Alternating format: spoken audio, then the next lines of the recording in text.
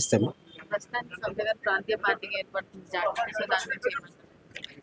చాలా గర్వంగా ఉంది. తెలంగాణ జాగృతి నాయకులందరూ కూడా, కార్యకర్తలందరూ కూడా ఈరోజు చాలా గర్వంగా భావిస్తున్నారు. మరి అదేవిధంగా సామాజిక తెలంగాణ ఒక దృక్పథంతో కవితక్క గారు ఈరోజు పదే పదే ఊర్లలో వెళ్ళడము, గ్రామాలకు వెళ్ళడము, అక్కడ ఉన్న జనం బాట మిషన్లో కూడా మనం గమనించినాము.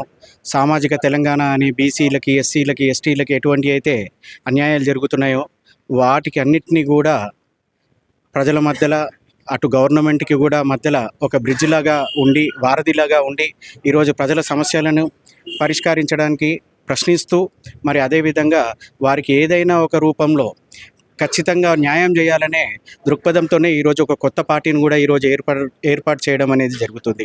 మరి ఈ నెల 25వ తారీఖున అద్వైయ కన్వెన్షన్ హాల్లో ఎగ్జిట్ నెంబర్ 6లో ఈ యొక్క పెద్ద ఆస్పిషియస్ డేలో ఈ యొక్క పెద్ద సందర్భము ఈరోజు ఇనాగ్రేషన్ చేయడం అనేది జరుగుతుంది.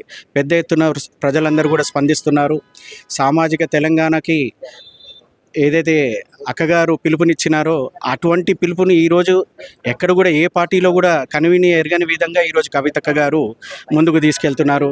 మరి అటు కొంతమంది బీజేపీ పార్టీ కార్యకర్తలు కూడా, అటు బీఆర్ఎస్ పార్టీ కార్యకర్తలు, కాంగ్రెస్ కార్యకర్తలు కూడా తెలంగాణ జాగృతిలో కలవడము, అక్కగారికి స్వాగతం పలకడం అనేది కూడా చాలా గర్వంగా ఉందని చెప్పగలుగుతున్నాం. ఇంకోటి ఏంటంటే పార్టీ స్థాపించకముందే అధికారంలో ఉన్న పార్టీ అంటే తూతు మంత్రంగా పార్టీ పెట్టినంత సరిపోదు. కేపాల్ పార్టీ ఎంతో కవిత పార్టీ ఎంతో కేపాల్ గారి పార్టీ పైన పోలుస్తున్నారు. దాని గురించి ఇప్పుడు ఒకటి గమనించాలండి, మన తెలంగాణలో సుమారు ఒక 101 పొలిటికల్ పార్టీలు ఉన్నాయి.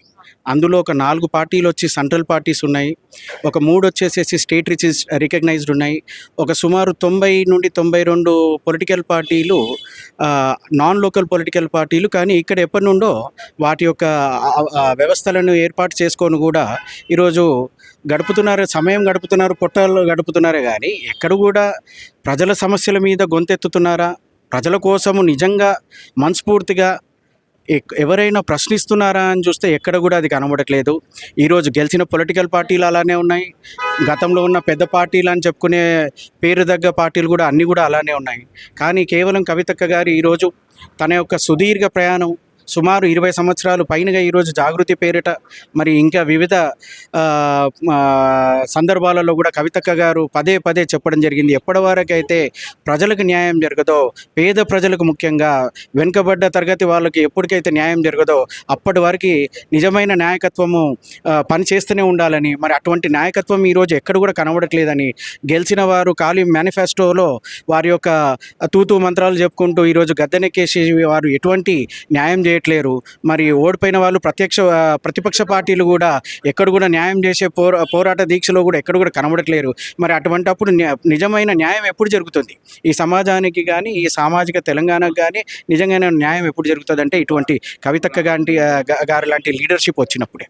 ఎవరైతే సామాజిక తెలంగాణ కోసం ఈరోజు బీసీలు, ఎస్సీలు, ఎస్టీలు మరియు ఓసీలకు అందరినీ కూడా కలిపి ఒక తాటి మీద తీసుకొచ్చి ఈరోజు వారికి న్యాయం జరగాలనే పోరాటము ఇక్కడ హైదరాబాద్ నుండి తీసుకొని ఢిల్లీ వరకు కూడా ఈరోజు గొంతెత్తి మాట్లాడుతున్న ఏకైక మహిళా లీడర్ ఎవరు అంటే కవితక్క గారు.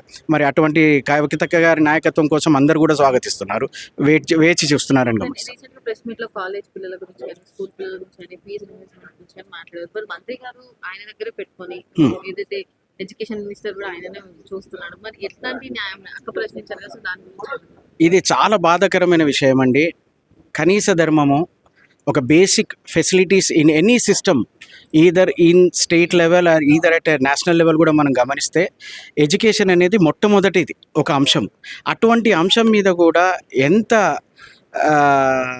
నిర్లక్ష్యం వహిస్తున్నారు ఈ ప్రస్తుతమైన గవర్నమెంట్ అంటే, ఈరోజు పాపం ఒక ఫీజు స్ట్రక్చరు మినిమం స్టాండర్డ్స్ లేకుండా ఎట్లా అంటే అలా పెంచడం ఒకటైతే, ఫీజులు అనుకోని పరిస్థితుల వలన ఒక 20%, 30% డ్యూ ఉంటే వాళ్ళ సర్టిఫికెట్స్ ఇవ్వకపోవడము, వాళ్ళని నానా హింసలకు వేధించడము, కొంతమంది పిల్లలు ఈరోజు సుసైడ్ అటెంప్ట్లు చేయడానికి పోయే పరిస్థితులను కూడా కఠినమైన పరిస్థితులు తీసుకొస్తున్న ఈ గవర్నమెంట్ వ్యవస్థను చూస్తే చాలా బాధాకరంగా ఉంది.